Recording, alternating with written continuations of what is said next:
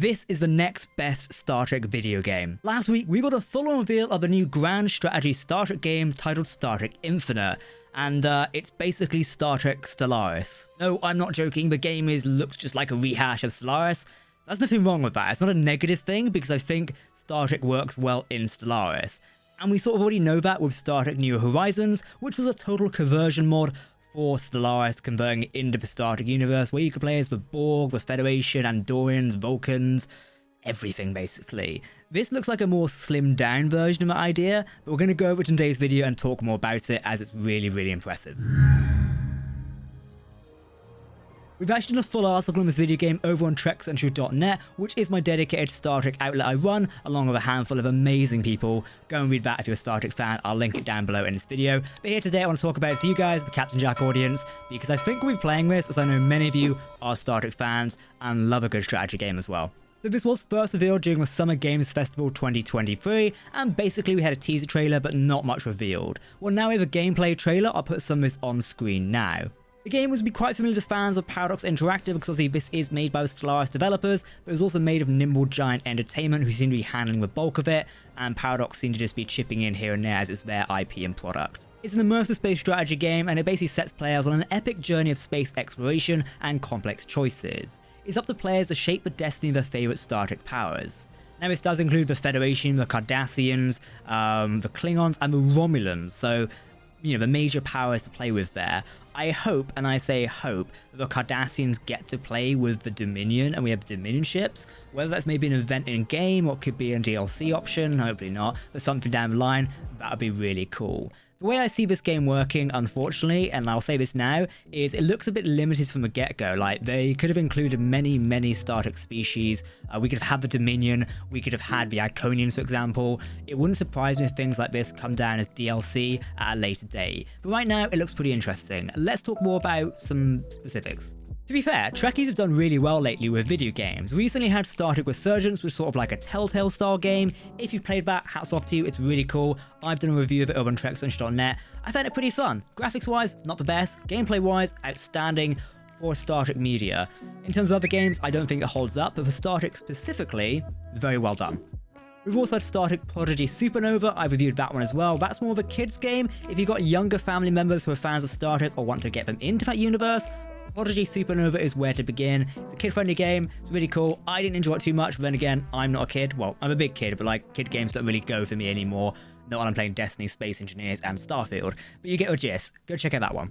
For those familiar with Stellaris, the gameplay of Star Trek Infinite is going to look so familiar. You start your game with one of the 4 playable factions, as I mentioned earlier. You can go off on science ships to explore strange new worlds, see what I did there, and also make first contact with other civilizations. Again, it's a very core gameplay element of Stellaris. You survey worlds and learn more about civilizations. Again, it's like this game is perfect for Stellaris and Star Trek. Now, you can construct new starships to, like, you know, build up your military. I expect Starfleet will have a ton of Federation starships to play with.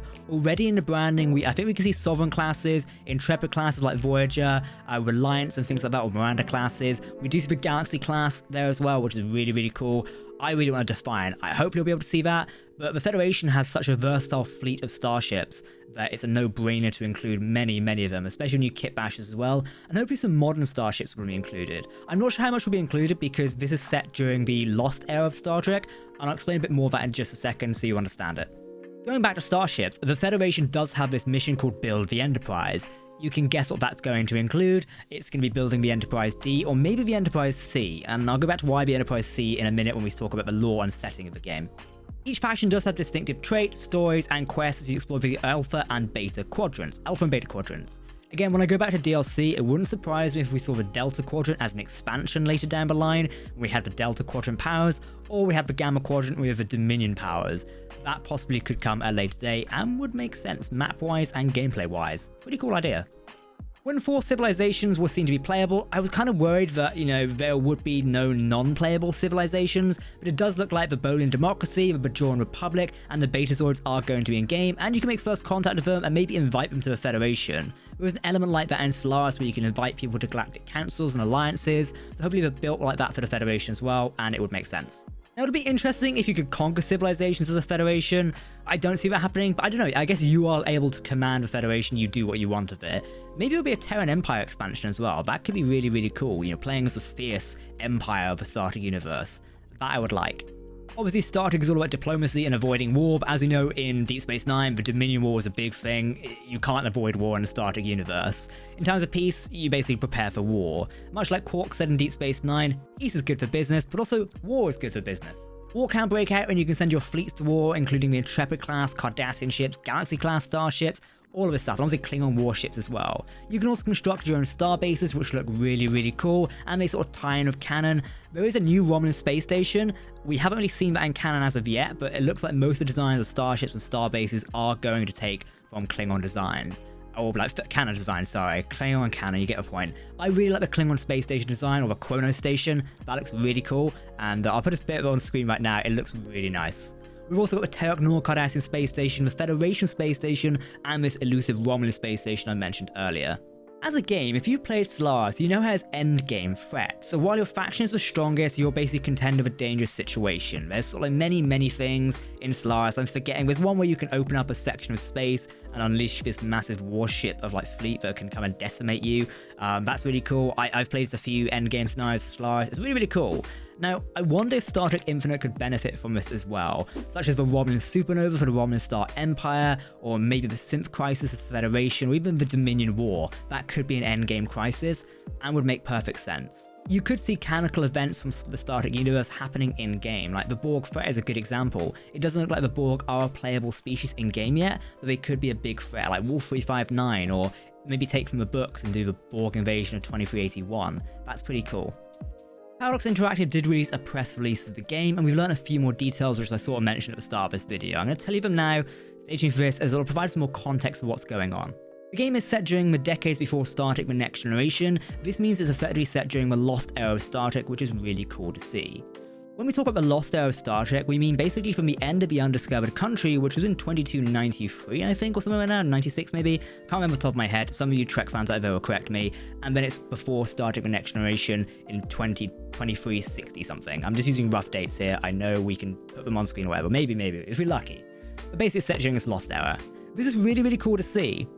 It's also confirmed that you'll have a choice to command one of 4 major powers, these being the ones we listed earlier. Basically puts you in command of these. The full game has been revealed now. In terms of a launch, it looks like we can expect something later this year, and more details to follow as well, which is really, really cool. It is releasing on PC, and it appears to be on Mac OS as well. Keep that in mind, Stellaris does currently run on PC and Mac OS. I know they have mobile versions. It doesn't look like Star Trek Infinite is going to be a mobile game whatsoever, so it's going to be PC and Mac OS. I am able to run Stellaris on my MacBook Pro, which is really cool. I play it on the train and when I go traveling. Keep that in mind, it's really cool. In fact, I may do that soon when I'm on holiday. That's pretty cool. Keep that in mind, it's really, really cool. You can play it on a multitude of platforms. But that is my overview for Star Trek Infinite today. What do you think of the game? Is it something you're going to be playing? It looks like a perfect game for Star Trek as a fandom. Like, we've always wanted a grand strategy. We've had similar strategy games before. I do wonder what is going to happen to Star Trek New Horizons. I'm a big fan of that mod, and the developers have done a fantastic job of putting that one together.